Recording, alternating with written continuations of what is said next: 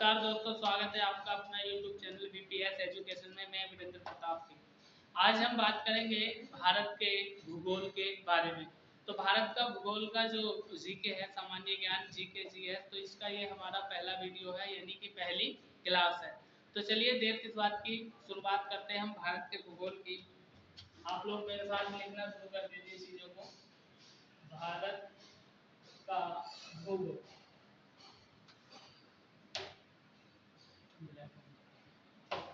भारत के भूगोल की यदि हम बात करें तो सबसे पहले हमें ये जानना पड़ेगा कि भारत की स्थिति क्या है। भारत की स्थिति की यदि हम बात करें तो इसमें भारत की स्थिति, भारत की स्थिति और स्थिति को हम दो तरीके से जानेंगे कि जो हमारा भारत है वो महाद्वीप में कहाँ पर है, और यदि हम बात करें तो विश्व में कहाँ पर है। यानी महाद्वीपीय दृष्टि से, महाद्वीपीय दृष्टि से और विश्व की दृष्टि से, विश्व की दृष्टि से। अब यहाँ पर भी यदि हम बात करें, ब्लैक पेन दे दो दूसरा वाला। यहाँ पर यदि हम बात करें तो विश्व में भी हम दो प्रकार से जानेंगे कि एक तो अक्षांशीय दृष्टि से, अक्षांशीय दृष्टि से भारत की स्थिति क्या है, और देशांतरीय दृष्टि से। यानी हम ये जानने का प्रयास करेंगे कि जो भारत है, भारत की स्थिति महाद्वीपीय दृष्टि से, यानी महाद्वीप में भारत का क्या स्थान है, क्या है, और विश्व में भारत का क्या स्थान है, कहाँ पर क्या इंपोर्टेंस रखता है। और यदि हम बात करें तो हम स्थिति जानेंगे भारत की अक्षांशीय दृष्टि से, क्या भारत की स्थिति है, और देशांतीय दृष्टि से भारत की क्या स्थिति है। ठीक है, तो देखिए सबसे पहले हम बात करते हैं अक्षांशीय दृष्टि से, यानी अक्षांशों के आधार पर हमारे भारत की स्थिति क्या है। तो हम सबसे पहले क्या बात करेंगे, अक्षांश को जान लेते हैं। ठीक है, अक्षांशीय दृष्टि से भारत की स्थिति को समझने से पहले हमको ये जानना होगा कि अक्षांश किसे कहते हैं, और ठीक उसी प्रकार देशांतरीय दृष्टि से भारत को समझने के लिए हमें ये जानना पड़ेगा कि देशांतर किसे कहते हैं। तो अक्षांशों की बात यदि हम करें तो मैं थोड़ा सा ये बना देता हूँ, इसको बोलते हैं पृथ्वी। ठीक है ना, ये हो गई हमारी पृथ्वी। पृथ्वी की यदि हम बात करें तो एक प्रश्न ये भी आता है कि पृथ्वी की जो आकृति है वो कैसी है। भाई ये बात है पुरानी हो गई कि नाशपाती के आकार की है, नारंगी के आकार की है, ये अब मैटर नहीं करता, यहाँ से प्रश्न भी नहीं पूछता है। यदि हम बात करें पृथ्वी की आकृति की तो वो जियोड है, यानी जियोड शेप में हमारी पृथ्वी है। तो जो पृथ्वी है हमारी, इसको इसके मध्य से यानी बीचों बीच से जो रेखा गुजरती है इसको 0 डिग्री कहते हैं, 0 डिग्री रेखा कह देते हैं। लेकिन हम बात कर रहे हैं अक्षांश की, तो हम 0 डिग्री अक्षांश इसको बोलेंगे। इसको हम भूमध्य रेखा भी कहते हैं, भूमध्य रेखा, और इसी को हम विषुवत रेखा, विषुवत रेखा। तो ये आपने ध्यान में रखना है कि जो भूमध्य रेखा है इसको 0 डिग्री रेखा भी कह देते हैं, और इसी को विषुवत रेखा भी कहते हैं, इसी को भूमध्य रेखा भी कहते हैं। तो भूमध्य रेखा के समांतर खींची गई काल्पनिक रेखाएं अक्षांश कहलाती है। अब प्रश्न ये आता है कि जो अक्षांश हैं इनका कार्य क्या होता है। तो अक्षांशों का प्रयोग किया जाता है समय ज्ञात करने के लिए, नहीं सॉरी, दूरी ज्ञात करने के लिए। अक्षांशों का प्रयोग किया जाता है दूरी ज्ञात करने के लिए, यानी किन्हीं दो अक्षांशों के बीच की कोणात्मक दूरी, और एक अक्षांश बराबर होता है 111 किलोमीटर। और यदि हम बात करें अक्षांशों की संख्या की, तो अक्षांशों की संख्या होती है 179। अक्षांश इस तरह से चलते हैं हमारे, यानी ये इस तरह से ऐसे, इस तरह से हमारे अक्षांश चलते हैं। ठीक है, ये अगर हम ये वाले जो ध्रुवों वाले अक्षांश होते हैं, यानी एक ये वाला और एक ये वाला, इन वाले अक्षांशों को गिनते हैं तो इनकी संख्या 181 हो जाती है, नहीं तो 179, 179 अक्षांशों की संख्या है। तो कुछ बातें मैं यहाँ पर लिख देता हूँ। सबसे पहले हम बात करेंगे कि अक्षांश है क्या। अक्षांश है क्या, यानी विषुवत रेखा, विषुवत रेखा के समांतर, विषुवत रेखा के समांतर खींची गई काल्पनिक रेखा, काल्पनिक रेखाएं, काल्पनिक रेखाएं जो उत्तर से दक्षिण की कोणात्मक दूरी को प्रदर्शित करती है, प्रदर्शित करती है। आप एक बार इसका स्क्रीनशॉट ले लीजिए, इसके बाद चलते हैं हम आगे।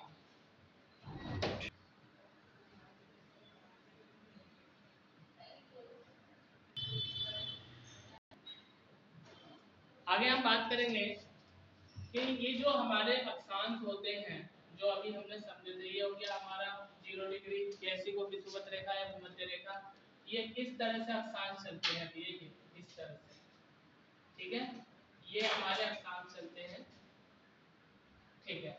हम अक्षांश की बात कर रहे हैं, अक्षांश यानी कुल संख्या, कुल संख्या की यदि हम बात करें तो इनकी संख्या होती है 179, लेकिन अगर दो ध्रुवों वाले रेखाओं को हम मिला लेते हैं तो कई जगह 181 मिलता नहीं, तो ये भी आपका सही है। फिर हम बात करते हैं अक्षांश का प्रयोग। अक्षांश का प्रयोग किस लिए किया जाता है?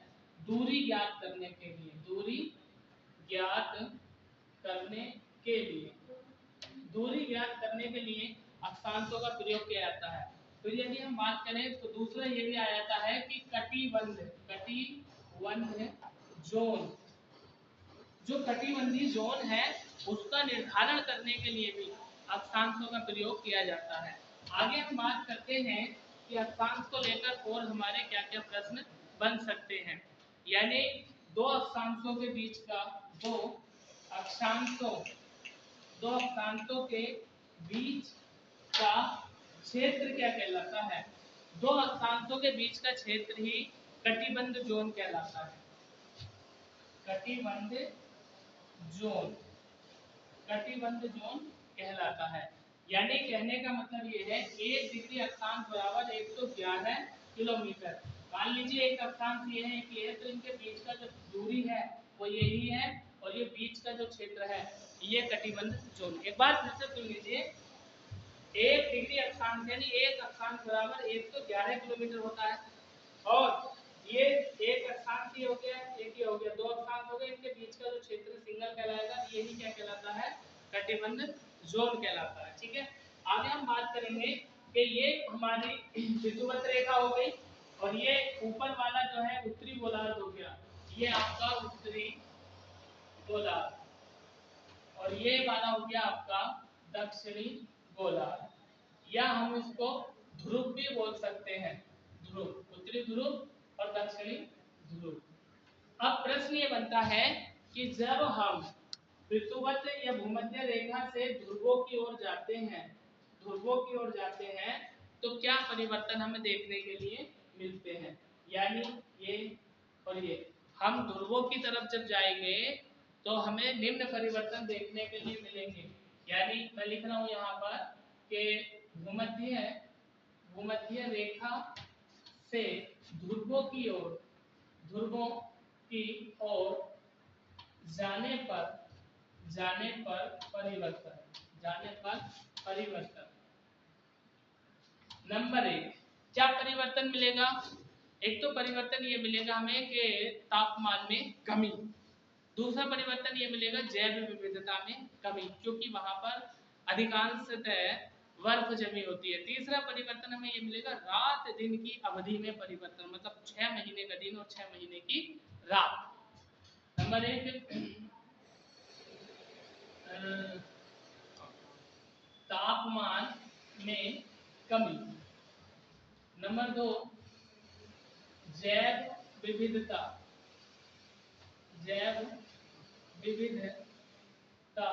में कमी। नंबर 3 रात दिन की अवधि, यानी रात दिन की जो अवधि है वो बढ़ेगी, रात दिन की अवधि बढ़ेगी।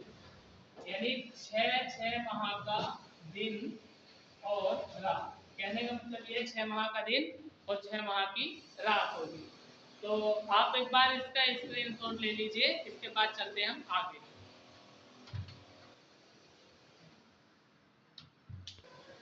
आगे यदि हम बात करें भूमध्य रेखा की, तो देखिए जैसे कि आपको ज्ञात है भूमध्य रेखा को ही हम विषुवत रेखा भी बोलते हैं और भूमध्य रेखा को वृद्ध रेखा या हम कह सकते हैं इसको इक्वेटर। और भूमध्य रेखा की लंबाई की यदि हम बात करें तो 40,076 किलोमीटर भूमध्य रेखा की लंबाई है। ये जो चीजें मैं आपको बता रहा हूँ, लिख नहीं रहा हूँ, आप इनको नोट कर लीजिए। अब हम बात करेंगे देशांतर की, कि देशांतर क्या है, फिर हम बात करेंगे भारत की स्थिति की। तो जैसे कि आप लोग एक बार समझ लीजिए, ये हमारी पृथ्वी है और ये हमारी 180 यामोत्तर रेखा या मध्याह्न रेखा बोल देते हैं इसको। और यदि हम बात करें तो ये इस तरह से जैसे आपने खरबूजा देखा होगा, ये जा रही है हमारी एक रेखा जिसको हमने अभी जाना था, इसको हम क्या बोलते हैं, भूमध्य रेखा या विषुवत रेखा। तो विषुवत रेखा के लंबवत खींची गई काल्पनिक रेखाएं क्या कहलाती है, देशांतर। इनकी संख्या कितनी होती है, 360। और इनका प्रयोग किस चीज के लिए किया जाता है, समय ज्ञात करने के लिए। यानी 1 डिग्री देशांतर बराबर 4 मिनट। ठीक है, चलिए अब मैं कुछ चीजें लिख देता हूँ। जैसे हम बात कर रहे थे देशांतर की, देशांतर यानी भूमध्य रेखा के लंबवत खींची गई काल्पनिक रेखाएं, खींची गई काल्पनिक रेखाएं ये क्या कहलाती है, देशांतर। यदि हम बात करें इनकी संख्या की, तो इनकी संख्या होती है 360। जैसे साइकिल का पहिया होता है, किसी गोल सर्कल की हम बात करें तो इनकी संख्या होती है 360। और इनका यूज यानी प्रयोग किस लिए करते हैं, समय ज्ञात करने के लिए, समय ज्ञात करने के लिए, ज्ञात करने के लिए। सीधा सीधा प्रश्न आता है कि देशांतर का प्रयोग क्यों किया जाता है, समय ज्ञात करने के लिए। और 1 डिग्री देशांतर बराबर या एक देशांतर को पार करने में 4 मिनट का समय लगता है, 4 मिनट। ठीक है, एक देशांतर को पार करने में कितना समय लगता है, 4 मिनट का। फिर प्रश्न ये आता है कि किन्हीं 2 देशांतरों के बीच के क्षेत्र को हम क्या कहते हैं, गोरे। जैसे ये इस क्षेत्र को हम, बीच के क्षेत्र को गोरे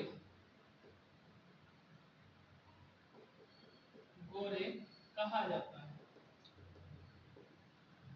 गोरे कहा जाता है। तो यदि हम बात करें तो एक जो है ग्रीनविच रेखा होती है, जो ब्रिटेन यानी लंदन के बीचों बीच से खिंचती है, गुजरती है, ग्रीनविच रेखा। और यदि हम बात करें तो विश्व स्तर पर इसे जो मान्यता दी गई थी, यानी ग्रीनविच रेखा, इसे विश्व स्तर पर जो मान्यता दी गई थी, मान्यता वो 1884 में दी गई थी। 1884 में दी गई थी, जो कि वाशिंगटन डीसी में एक इंटरनेशनल कॉन्फ्रेंस हुई थी, मेरिडियन इंटरनेशनल कॉन्फ्रेंस। वहां पर 1884 में इसको मान्यता दी गई थी। जैसे हम बात करते हैं कि एक भारतीय मानक समय रेखा है जिसका नाम है 82.5 डिग्री पूर्वी देशांतर। ठीक है, तो भारत का समय ग्रीनविच रेखा के समय से 5.5 घंटे आगे है। ठीक, तो अब ये जो ग्रीनविच रेखा है ये कहाँ कहाँ से गुजरती है, ये है चुप्पी सागर, बेरिंग स्ट्रेट,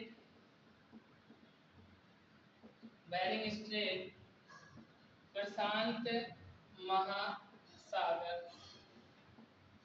से होकर गुजरती है।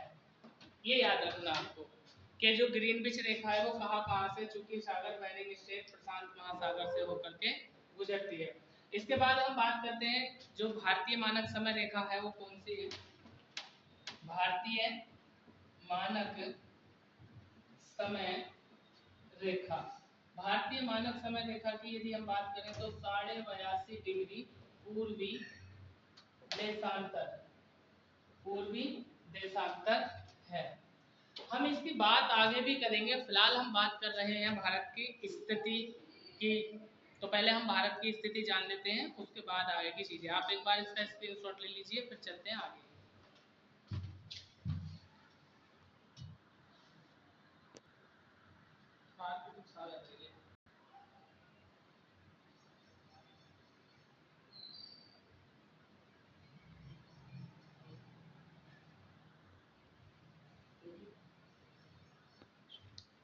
अब हमारा जो मेन टॉपिक था, जो मेन पर्पस था, वो था भारत की स्थिति को जानना।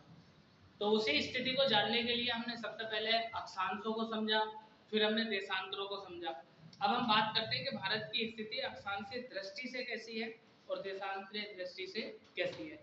तो हम बात कर रहे हैं कि भारत की स्थिति, स्थिति का मतलब आप लोग पता नहीं समझ पा रहे हैं नहीं, लेकिन मैं बता दूं आपको, स्थिति का मतलब कि भारत अक्षांशीय दृष्टि से कहां पर स्थित है, मौजूद है। देशांतरीय दृष्टि से भारत कहां पर स्थित है, मौजूद है। तो हम इधर बात कर लेते हैं अक्षांशीय दृष्टि से, अक्षांशीय दृष्टि से, और इधर हम बात कर लेते हैं देशांतरीय दृष्टि से। तो जैसे कि ये हमारी पूरी पृथ्वी कह दीजिए, पूरी दुनिया कह दीजिए, ये हमारी भूमध्य रेखा होगी, इसको हम बोलते हैं 0 डिग्री, या इसी को हम बोलते हैं भूमध्य, या इसी को हम बोलते हैं विषुवत रेखा। वैसे ही हम इधर भी बात कर लेते हैं, बड़ा बना दूं मैं इसको, ज्यादा बड़ा बन गया। ये हमारी विषुवत रेखा होगी, ये हमारी ग्रीनविच रेखा होगी, ये 180 या उत्तर या मध्याह्न प्रधान रेखा। तो हम सबसे पहले बात कर लेते हैं अक्षांशीय दृष्टि से हमारा भारत कहाँ पर। तो ये भूमध्य रेखा है, इस भूमध्य रेखा के ऊपर से एक रेखा जा रही है जिसको बोलते हैं हम कर्क रेखा, और इसी कर्क रेखा की हम बात करते हैं तो ये भारत के बीचों बीच से होकर के गुजरती है। ये हमारा प्यारा भारत, ये है हमारा भारत। तो ये है आपका दक्षिणी गोलार्ध, दक्षिणी गोलार्ध, ये है उत्तरी गोलार्ध। अब आपसे पूछेगा कि अक्षांशीय दृष्टि से भारत कहाँ पर है। तो आपने देखा कि अक्षांशीय दृष्टि से भारत हमारा कहाँ पर है, उत्तरी गोलार्ध में। हम लिख सकते हैं कि अक्षांशीय दृष्टि से, अक्षांशीय दृष्टि से भारत उत्तरी गोलार्ध में है, उत्तरी गोलार्ध में है। ये प्रश्न था। अब देशांतीय दृष्टि से यदि हम बात करें तो यहाँ पर एक रेखा जाती है भारत की, भारतीय मानक समय रेखा, जिसको हम बोलते हैं 82.5 डिग्री, जो कि उत्तर प्रदेश के इलाहाबाद मिर्जापुर यानी नैनी नामक स्थान से होकर के गुजरती है। तो हमारा भारत यहाँ पर ये है, इस तरह से ये हमारा भारत है, ये ठीक है, ये है भारत। तो प्रश्न आएगा, इधर हो गया हमारा दक्षिणी गोलार्ध, इधर हो गया उत्तरी गोलार्ध, और इधर ये हो गया आपका पूर्वी गोलार्ध, और इधर हो गया पश्चिमी गोलार्ध। तो कौन से गोलार्ध में है, पूर्वी गोलार्ध में, यानी देशांतरीय दृष्टि से भारत हमारा कहाँ पर है, पूर्वी गोलार्ध में। तो यहाँ पर लिख देते हैं देशांतरीय दृष्टि से भारत पूर्वी, पूर्वी गोलार्ध में स्थित है, स्थित है। तो दोस्तों हमने ये जाना था कि अक्षांशीय दृष्टि से भारत कहाँ पर है, उत्तरी गोलार्ध में, और देशांतीय दृष्टि से भारत कहाँ पर है, पूर्वी गोलार्ध में। इसके बाद यदि हम बात करें तो आज के लिए हमारा सेशन इतना ही रहेगा, क्योंकि हमारा टॉपिक जैसा आपने देखा होगा कि भारत का भूगोल, उसकी ये पहली क्लास है और हमारा हेडिंग भी आपने देखा होगा कि भारत की स्थिति। तो भारत की स्थिति की यदि हम बात करें तो इन्हीं चीजों को जानने के लिए, इन्हीं दो क्वेश्चनों को, इन्हीं दो प्रश्नों को पढ़ने के लिए हमने इतना जाना कि भारत की स्थिति कहाँ कैसे, पहले अक्षांश जाने, फिर देशांतर जाने, फिर अक्षांशीय दृष्टि से, देशांतरीय दृष्टि से हमने भारत की स्थिति को जान लिया। उधर यदि हम बात करें भारत की तो ये बताने योग्य बात नहीं है, अब बच्चों को पता ही होता है कि भारत के कितने नाम है। भारत को हम भारत भी कहते हैं, इंडिया भी कहते हैं, आर्यव्रत भी कहते हैं, और इसे हिंदुस्तान भी कहते हैं, और बौद्ध काल में इसे जम्बू द्वीप भी कहा जाता था। ठीक है ना। तो दोस्तों आज के लिए इतना ही, यहाँ से आगे मुलाकात होगी अगले वीडियो में। और यदि आप हमारे चैनल पर नए हैं, चैनल को सब्सक्राइब नहीं किया है, तो आपसे मेरी रिक्वेस्ट है कि एक बार चैनल को सब्सक्राइब कर लीजिए, वीडियो को लाइक कीजिए और अपने दोस्तों में शेयर कीजिए। बने रहिए आप हमारे साथ, कल फिर मुलाकात होती है, तब तक के लिए शानदार, जबरदस्त, जिंदाबाद।